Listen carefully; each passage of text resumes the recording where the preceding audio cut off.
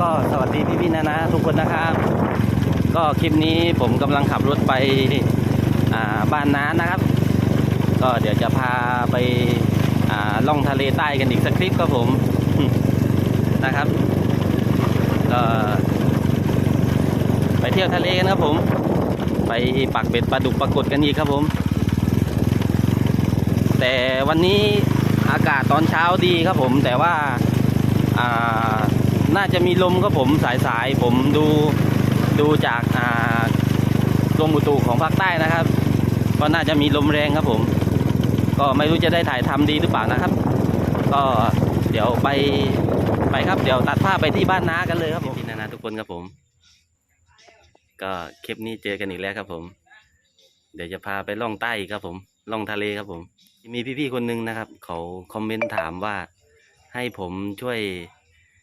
สอนทำเบ็ดที่ปักในทะเลนะครับเดี๋ยวจะพาทุกคนไปดูกันครับผมว่าเดี๋ยวให้น้าสาธิตได้ดูครับผมไปครับอันนี้นะครับอันนี้เป็นคันไม้กำครับผมกำนานนะครับทางใต้จะมีเยอะนะครับแต่ทางภาคอื่นผมไม่แน่ใจนะครับว่าจะมีหรือเปล่านะครับยาวประมาณ7 ศอกครับผมก็ตอนไปตัดนะครับก็ต้องเลือกนะครับเลือกที่มันยาวๆแล้วก็ตรงๆนะครับนี่นะครับทางภาคไหนมีไม่มีก็คอมเมนต์มาคุยกันได้ครับผมนี่นะครับเป็นข้อคล้ายๆไม้ไผ่อะครับผมแต่ไม่ใช่ไม้ไผ่นะเขาเรียกกำนาครับผมเดี๋ยวจะสาธิตทำเบ็ดให้ดูนะเดี๋ยวเอาเบ็ดมานี่นะครับเบ็ดก็ผูกแบบนี้ครับผมผูกเหมือนเบ็ดธงบนฝั่งอะครับผมเบ็ดธงที่เราธงปลาช่อนปลาอะไรแบบนี้แหละครับนะครับเบอร์11ครับผมครับความยาวสายก็ประมาณ1 ศอกครับผมประมาณศอกกว่าครับผมความยาวนี่นะครับเอาเลยนะครับเอาแค่นี้แหละครับผมไม่มีอะไรมากมายครับผมแค่เอามาผูกกับคันเบ็ดเนี่ยครับกับคันไม้กำนานเนี่ยครับ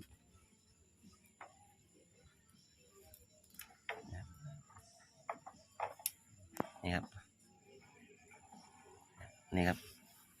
ผูกแค่นี้ไอ้ข้างล่างนี่เห็นไหมครับข้างล่างนี้เว้นไว้ประมาณศอกกว่าครับผมเพื่อปักลงดินนะครับเนี่ยผูกประมาณศอกกว่าครับผมผูกแค่นี้แหละครับผูกให้มันอยู่นะครับนี่ครับแล้วก็ทำที่เกี่ยวนิดนึงครับผมใช้หนังยางอะครับผมยางในรถอะครับผมไว้เกี่ยวตาเบ็ดนะครับเพื่อพอมันรวมกันหลายๆคันมันจะได้ไม่เกี่ยวกันนะครับ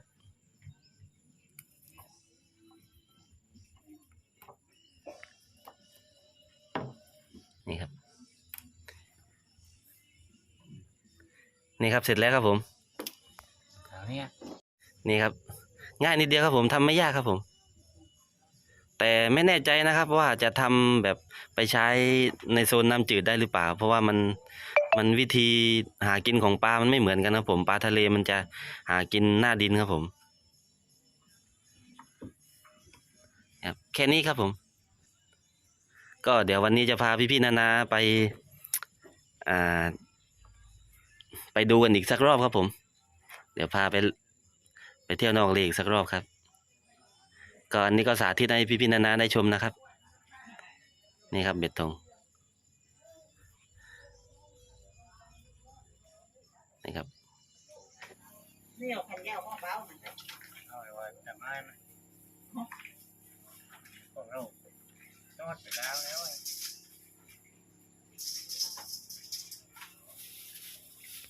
ไม่รู้มาเดี๋ยวหมดนี่ครับพี่นาครับหอยทากนะครับที่ว่าใช้ทำเหยื่อของคลิปนี้นะครับหอยทากครับผมนี่ครับไม่พื้นอันนี้ไม่พื้นไม่ต้องใส่ครับไม่ร้อนนะนี่นะครับหั่นเป็นชิ้นเล็กๆครับผมไปครับพี่นาทุกคนไป ครับได้เวลาดูเบ็ดแล้วครับเพื่อเป็นกำลังใจก็อย่าลืมกดติดตามนะครับถ้าพี่ๆนานาท่านใดยังไม่ได้กดติดตามนะครับ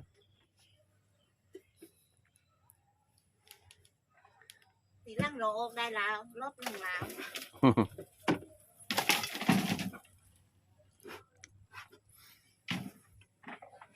ปลาแหวกน้ำนู่ลงเลย ไปครับวันนี้ไปล่องใต้กันอีกแล้วล่องทะเลกันอีกแล้วครับผมอากาศดีครับผมวันนี้มีแดดครับ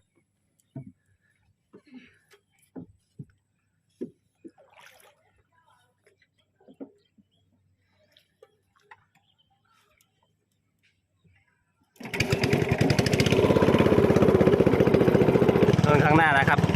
ข้างหน้าเป็นแพปลาครับผมแพปลาก็เรือประมงเขาก็มาขายปลาตอนเช้าๆครับผมขายปลาขายกุ้งครับไปครับเดี๋ยวเราไปดูเบ็ดกันเลยไปครับพี่ๆนะครับเดินทางไปเที่ยวไปล่องทะเลใต้ครับผมอ่าวปากพนังนครศรีธรรมราชครับผม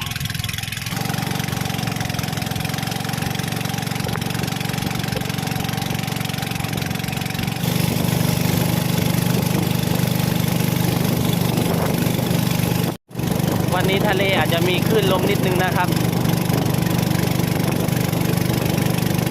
วันนี้อาจจะมีคลื่นลมนิดนึงครับผม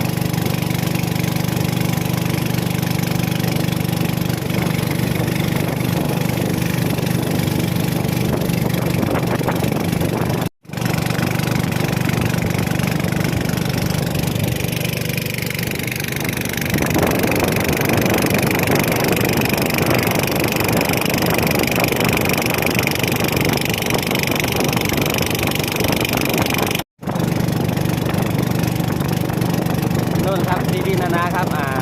คลิปก่อนนะครับก็นู่นครับลำลูกชายนะครับอันนี้ผมอยู่ลำของน้าชายครับผมนี่ลูกชายแกกำลังวิ่งกลับเข้ามาครับผม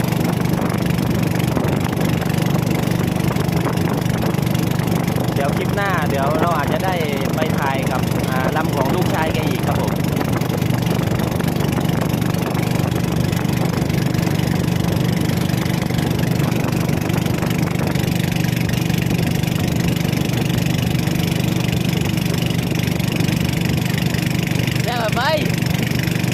ไปครับมาลุ้นกันเลยไปรับชมด้วยกันครับผมถึงเบ็ดตาแรกแล้วครับผม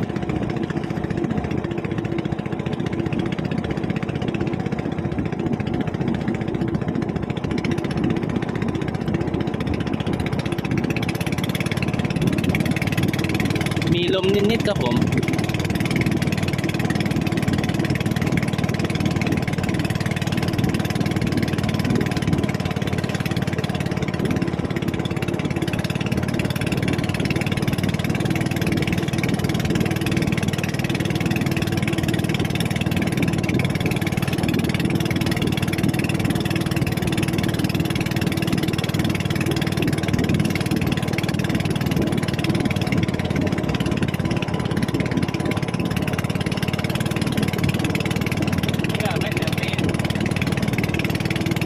เยอะดีเลย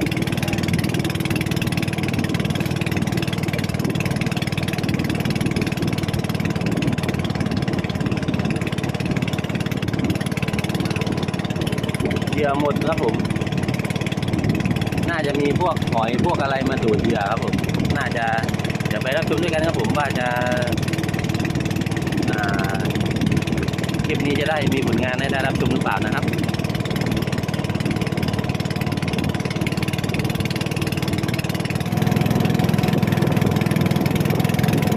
ยังไม่เจอปลานะครับผม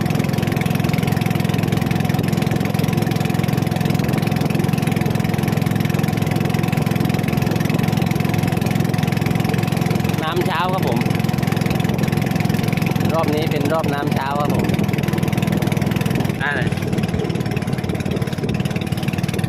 นี่ครับวันนี้มีเรือประมงเยอะครับผมมีเรือประมงเยอะครับผมนี่น้ำยังลำนู่นอะไรเนี่ยนี่ครับผมเรือแถวบ้านไล่กันมาเลยครับผมโอ้โหซิ่งกันมาเลยครับผมสนุกกันเลยครับผม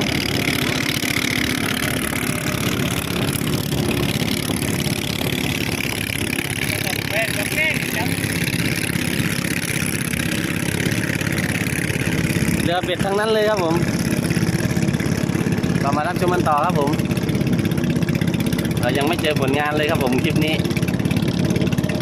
นี่ครับผมมีเรืออวนวางอยู่ใกล้ๆเรานะครับที่เป็นทุ่นขาวๆครับผมเนี่ยครับที่เป็นทุ่นนะครับมีเรืออวนวางอยู่ครับผมข้างหน้า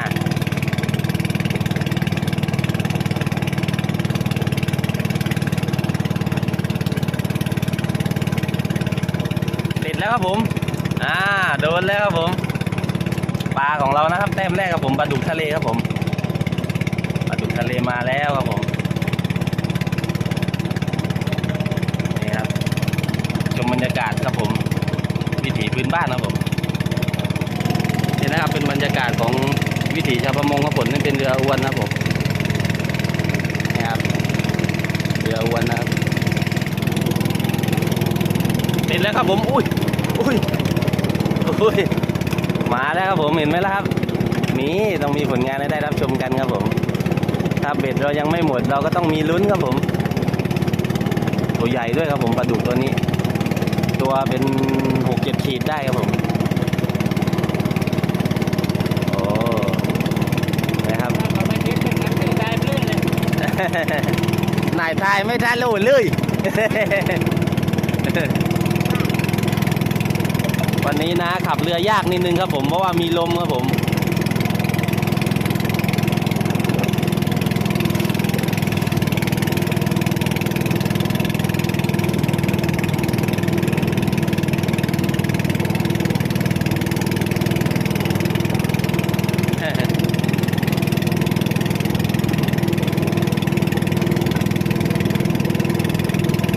เดี๋ยวได้วิทย์น้ำเรือแน่ครับผมถ้าน้ำขึ้นตกข้างอยู่แบบนี้ครับผม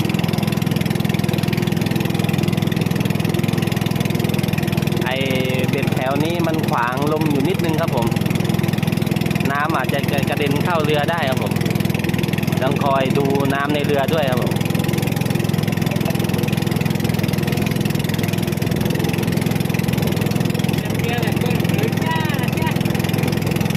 นี่ครับวิถีชาวประมงครับผมบางวันก็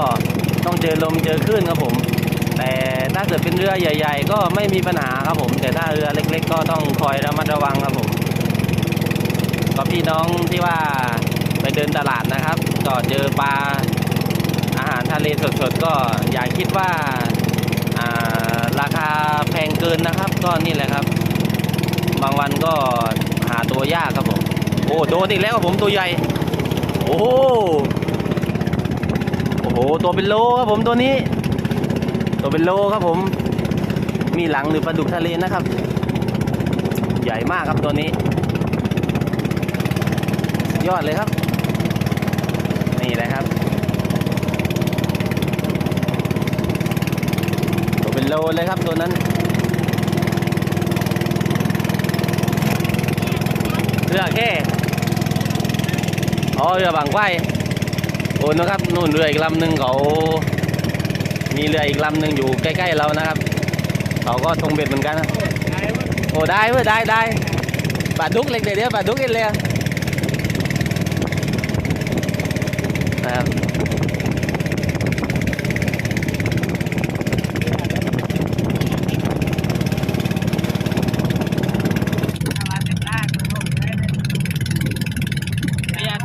เนี่ยติดเร็วโอ้โหเล่นกันบัดมันเลยโดนอีกแล้วครับผมตัวใหญ่อีกแล้วตัวเป็นกิโลอีกแล้วครับผม8 ขีดได้ครับผมเดี๋ยวเราไปชมปลา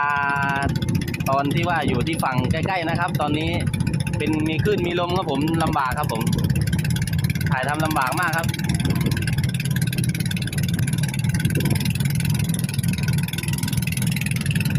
คลิปนี้ต้องคอยดูวิทย์น้ำเรือไปด้วยครับผม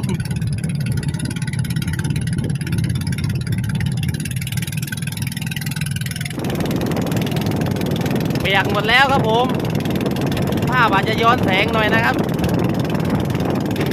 คลื่นลมแรงครับผมวันนี้นี่ครับถือที่วิทย์น้ำเรืออยู่ครับผมลมแรงมากครับวันนี้อาจจะต้องหยุดถ่ายทำไว้ก่อนนะครับเดี๋ยวโทรศัพท์เปียกโอเคมาก เดี๋ยวนะครับผมขอปิดกล้องก่อนนะครับพอดีคลื่นแรงครับผมเดี๋ยวกล้องเปียกนะครับ ก็พี่ๆนะครับก็คลื่นลมแรงนะครับ ก็ไม่ได้ค่อยได้ถ่ายดีครับผม ก็ขออภัยไว้ด้วยนะครับ ก็ต้องคอยวิทน้ำเรือครับผมเพราะว่าน้ำมันกระเด็นเข้าเรือนะครับ ตอนที่เรือฝางลมนะครับ ตอนนี้ที่ได้ถ่ายต่อก็เรือกำลังไปตามลมนะครับ ก็ได้ถ่ายครับผมไปครับเดี๋ยวรับชมคลิปกันไปต่อครับผม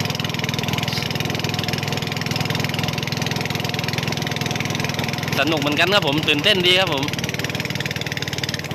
ก็คลิปก่อนมีปลาไหลติดเยอะนะครับคลิปนี้ก็ยังไม่มีปลาไหลนะครับเจอแต่ปลาดุกทะเลครับผม3-4 ตัวอยู่ข้างหน้านี่ติดแน่นอนครับผมนี่ติดแน่นอนครับผมโอ้โหลอยมาเลยตัวใหญ่ครับผม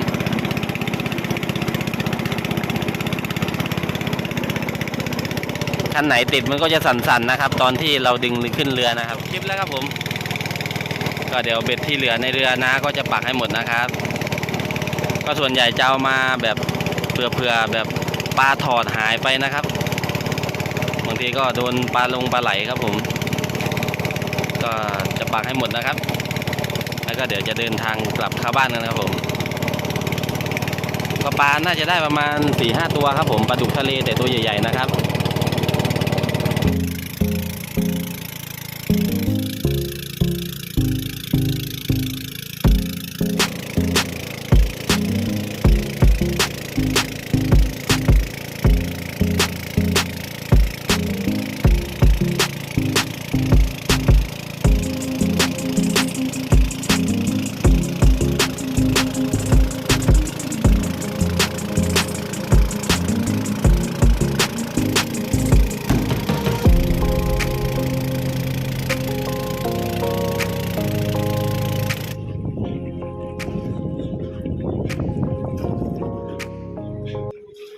ถึงแล้วครับหลังจากที่เราไปโดนลมมานะครับ เปียกทั้งลำเลยครับผม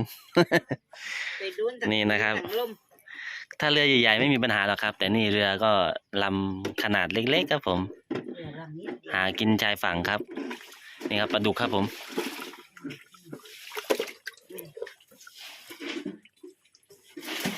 ตัวใหญ่ๆมากเลยครับผม คนก้อนตักคนนี้มันดูปรุงเดียวคนจ๋าไปเลย ปลาเย่พี่แต่ว่าตรงนี้นะ ช่วย ช่วยยังปลาตัวน่ากินมากครับผมปลาดุกทะเลหรือปลามีหลังครับผม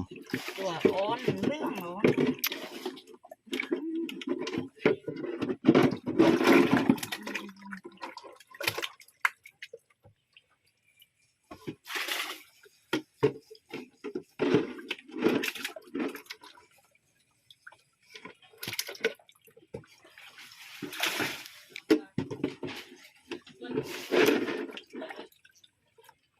ตัว แกงส้มแกงคั่วอร่อยทั้งนั้นเลยครับผม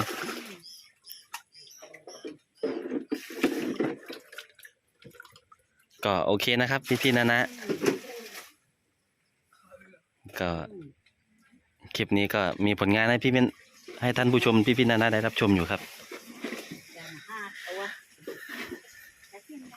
วัยรุ่นล้างเรืออยู่เต็มเลยครับผมเป็นเรือประมงพื้นบ้านครับผม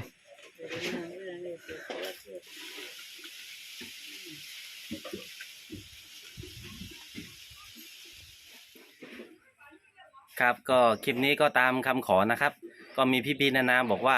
ให้สาธิตทำเบ็ดธงให้ดูด้วยก็ทำให้ดูต้นคลิปแล้วนะครับ